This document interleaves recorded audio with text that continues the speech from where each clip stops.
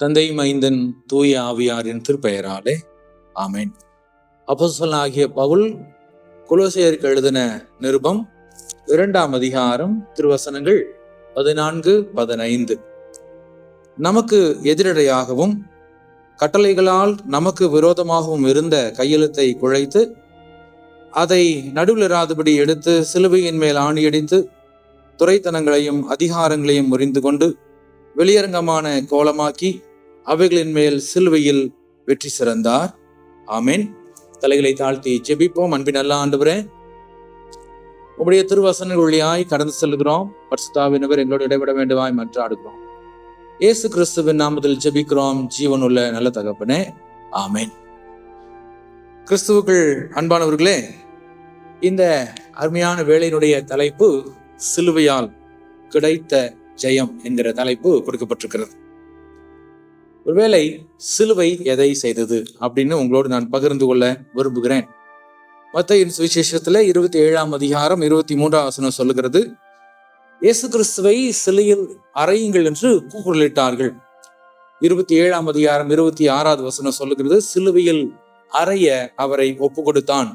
27ஆம் அதிகாரம் 31வது வசனம் சொல்லுகிறது, சிலுவையில் அறைய கொண்டு போனார்கள். 27ஆம் அதிகாரம் 32ஆம் வசனம் சொல்லுகிறது, சிலுவையை சுமந்தார். 35ஆம் வசனம் சொல்லுகிறது, அவர் வஸ்திரங்களை உரிந்து அதை பங்கிட்டனர். 27-33 சொல்லுகிறது, அவரை சிலுவையில் அறைந்தார்கள் அப்படின்னு சொல்லி சொல்லுகிறது. ஒருவேளை இந்த பகுதி எல்லாத்தையும் பார்த்துட்டோம் சொன்னோம்னாங்க, இது யதார்த்தமான உண்மையை இந்த பகுதி சொல்லுகிறது. இதுதான் யதார்த்தமான உண்மை. ஆனா உண்மையாலுமே சிலுவையில நடந்தது என்ன அப்படின்னு சொல்லி நம்ம பார்த்தோம்னாங்க, சிலுவையில என்ன நடந்தது? ஒருவேளை நியாயப்பிரமாணம் நமக்கு கொடுக்கப்பட்டது. எதற்கு நியாயப்பிரமாணம் கொடுக்கப்பட்டது அப்படின்னு சொன்னாங்க, ஆண்டவர் ஆதாமை படைத்த பொழுது கீழ்ப்படிய அவர் விரும்பினார். ஆனா என்ன ஆனது அப்படின்னாங்க, இந்த ஆதாம் ஆண்டவருக்கு கீழ்ப்படிய மறுத்து போனார். அதனால இவங்களுக்கு எது நல்லது எது கெட்டதுன்னு தெரியலையே. அதனால இவங்களுக்கு கீழ்ப்படிதல் எப்படி வர வேண்டும் அப்படின்னு சொல்லணும் அப்படின்னா, அதற்கு என்ன பண்ணணும்னா, இவங்களுக்கு நிறைய கட்டளைகள் அவசியம். ஆகவே இந்த கட்டளைகளாக ஆண்டவர் என்ன பண்ணுகிறார்னா, நியாயப்பிரமாணத்தை அவர் கொடுத்தவராக இருக்கிறார். ஏன்னா இந்த நியாயப்பிரமாணங்கள் தான் மனுஷன் எப்படி நடந்து கொள்ள வேண்டும், எப்படி நடந்து கொண்டா கர்த்தருக்கு பிரியமா இருக்க முடியும், எப்படி நடந்து கொள்ளலைன்னா கர்த்தருக்கு பிரியம் இல்லாம இருப்போம் அப்படிங்கிறதான விஷயத்த நமக்கு சொல்லுகிறது. அதனால நியாயப்பிரமாணத்தை கொடுத்த பொழுது ஆண்டவர் அதன்படி எல்லாம் நீங்க நடக்க வேண்டும் அப்படின்னு சொல்லி அவர் விரும்பினார். ஆனா யாக்கோபின் புத்தகம் 2ஆம் அதிகாரத்துல 10ஆம் வசனத்துல பாத்தீங்கன்னு சொன்னா, எப்படி எனில் நியாயப்பிரமாணம் முழுவதும் கை கொண்டிருந்தும் ஒன்றிலே தவறினால் எல்லாவற்றிலும் குற்றவாளியா இருப்பான் அப்படின்னு வசனம் சொல்லுகிறது. நியாயப்பிரமாணம் நிறைய கொடுத்திருக்கிறாரு. அதுல ஒரு விஷயத்துல நாம் தவறி போயிட்டோம் அப்படின்னு சொன்னா எல்லா விஷயத்திலும் குற்றவாளி. உபாகம் 21ஆம் அதிகாரத்துல பார்த்தோம்னாங்க, என்ன பண்ணுகிறாருன்னா, ஒரு மனுஷன் ஒரு வழியில் செத்து போயிருக்கிறாரு. அவரை யார் கொலை பண்ணாங்கன்னு தெரியாது. அப்ப என்ன அப்படின்னாங்க, யார் கொலை பண்ணாங்கன்னு தெரியாத பொழுது அவங்க அந்த மனுஷன் கிடக்கிற இடத்துல இருந்து அளந்து பார்க்கும். எந்த ஊர் பக்கத்துல இருக்குதோ அந்த ஊர்ல இருக்கிற ஆசாரியர்கள் மூப்பர்கள் வந்து என்ன பண்ணணும்னு சொன்னாங்க, ஒரு கிடாரியை பிடிச்சு கொண்டு போய் விதைக்காத ஒரு பள்ளத்தாக்குல போய் அதை பலியிட்டு, இந்த இரத்த பலி எங்கள் மீது சுமக்காது இருப்பதாக அப்படின்னு சொல்லி சொல்லணும்.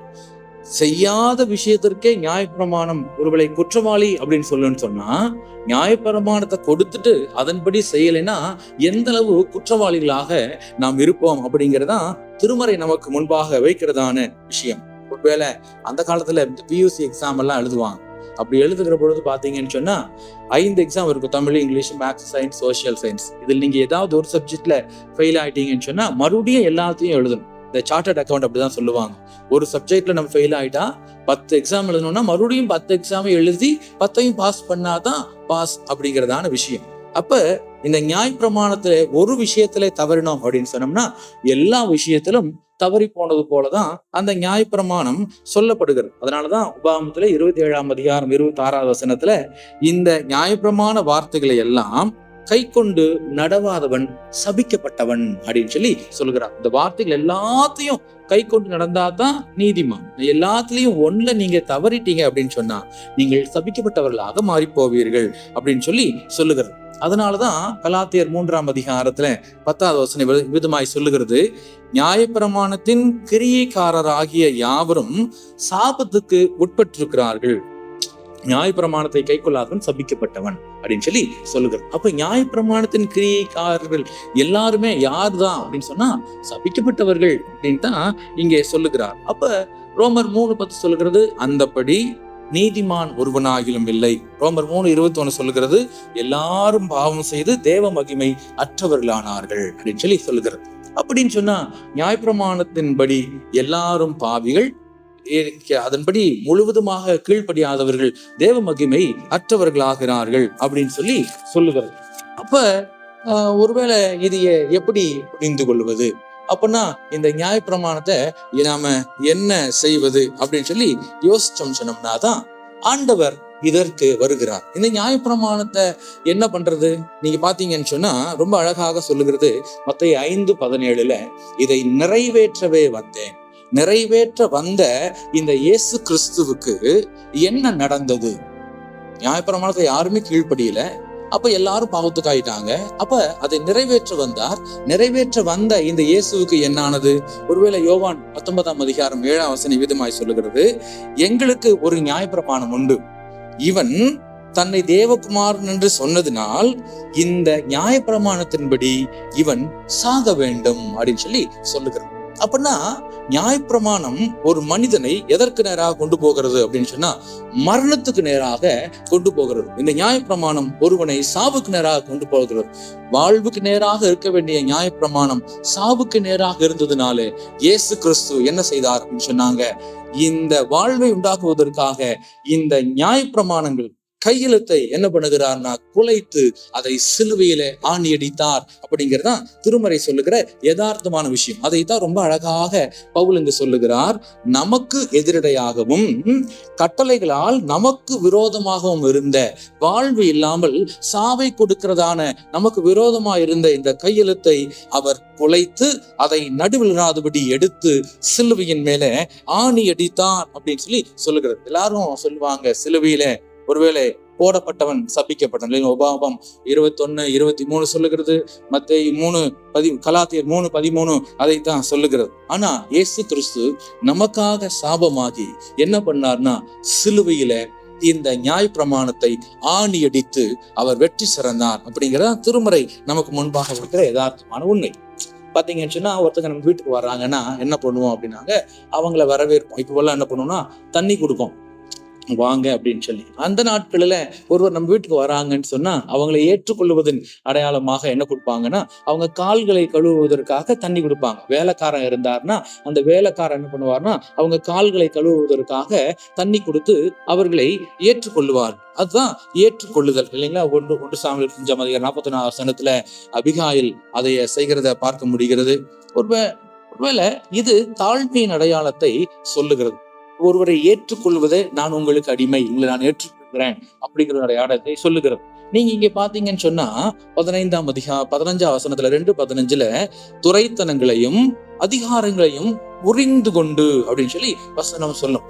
இயேசுவை சிலுவையில அறைந்த பொழுது அவருடைய உடைகளை உரிந்தார்கள். ஆனா இயேசு கிறிஸ்து இந்த துரைத்தனம் அதிகாரத்தை எங்கு உரிந்து போட்டார் அப்படின்னா இந்த சிலுவையில அவர்கள் உரிந்து போது உரிந்து போடவில்லை, அவர் தன்னைத்தானே உரித்து கொண்டார். ஏன் அப்படின்னு சொன்னாங்க, யோவான்ல பார்த்தோம்னு சொன்னாங்க 13ஆம் அதிகாரம் 4வது வசனத்துல அவர் தன் வஸ்திரங்களை கலற்றி ஒரு மெல்லிய ஆடை உடுத்தி கொண்டு தன் சீஷர்களுடைய பாதங்களை கழுவினார். அங்க என்ன பண்ணுகிறார்? அவர் சொல்றாரு, நீங்கள் ராஜா, நீங்கள் போதகன் என்று சொல்லுகிற நானே இதை செய்வது உண்டானால் சொல்வார். அப்ப அங்க அவர் இந்த துரைத்தனத்தையும் அதிகாரத்தையும் அவர் என்ன பண்ணுகிறார்னா உரிந்து கொண்டார். அதுதான் யதார்த்தமான விஷயம் இல்லைங்களா? ரொம்ப அழகா நீங்க பாத்தீங்கன்னு சொன்னா லூக்கா 7ஆம் அதிகாரம் 44வது வசனத்துல அந்த பரிசேயன் வீட்டுல அமர்ந்து கொண்டு சொல்வார், நான் வீட்டுக்கு வந்தேன், நீ நான் வீட்டுக்கு வந்த பொழுது நீ என் கால்களை கழுவுவதற்கு தண்ணீர் கொடுக்கவில்லை, ஆனால் இவள் என்ன பண்ணாள்னா தன் கண்ணீரால்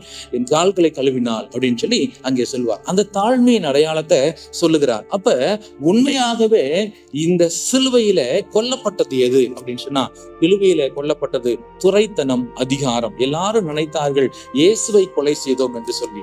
ஆனால் சிலுவையில இயேசு எது அதிகாரம் இருந்ததோ அதை அவர் கொலை செய்கிறார். உண்மையாகவே நம்ம பார்த்துட்டோம்னு சொன்னோம்னாங்க, யதார்த்தமாக புரிந்து கொண்டோம்னு சொன்னோம்னா, சிலுவையில கொலை செய்தவர்களுக்கு உண்மையாகவே தெரியாது. ஆனால் சிலுவையில கிறிஸ்துவோடு சிலுவையில அறையப்பட்டவர்களுக்கு தான் சிலுவையில இயேசு எதை ஜெயித்தார் என்று தெரியும். சிலுவையில இயேசு துரைத்தனத்தையும் அதிகாரத்தையும் ஜெயித்தார். எங்கு துரைத்தனங்களும் அதிகாரங்களும் இருக்கிறதோ அங்கு ஒரு நாளும் ஒருவேளை கிறிஸ்துவை போல சிலுவையில வெற்றி பெற முடியவே முடியாது. எனக்கு பிரியமானவர்களே, ஒருவேளை கிறிஸ்து எல்லாவற்றையும் மாற்றுவதற்காக வந்தார். அதுதான் சிலுவையின் ஜெயம். அந்த சிந்தையோடு நாம் இணைத்துக் கொள்கிற பொழுது இந்த சிலுவையில் கிடைத்த வெற்றி, சிலுவையால் கிடைத்த வெற்றி வாழ்க்கையில மிக ஆசீர்வாதமாக இருக்கும். தலைகளை தாழ்த்தி ஆண்டவரை நோக்கி பார்ப்போம். அன்பு நல்ல ஆண்டவரே, கிறிஸ்துவை சிலுவையில அறைந்தவர்களுக்கு சிலுவை ஒரு கொலை சின்னம். ஆனால் கிறிஸ்துவோடு சிலுவையில அறையப்பட்டவர்களுக்கு சிலுவை அதிகாரங்களையும் துரைத்தனங்களையும் கொலை செய்கிற ஒரு வெற்றி சின்னம். அவ்விதமாக இந்த வெற்றி சின்னத்தை நாங்கள் இன்னும் அதிகமாய் கடைபிடிக்க, இந்த சிலுவையை பற்றி அறியாதவர்களுக்கு இந்த வெற்றி சின்னத்தை பறைசாற்ற இந்த 2 நாட்களிலே எங்களை வழிநடத்தும். இயேசு கிறிஸ்துவின் நாமத்தில் ஜெபிக்கிறோம் ஜீவனுள்ள நல்ல தகப்பனே, ஆமென்.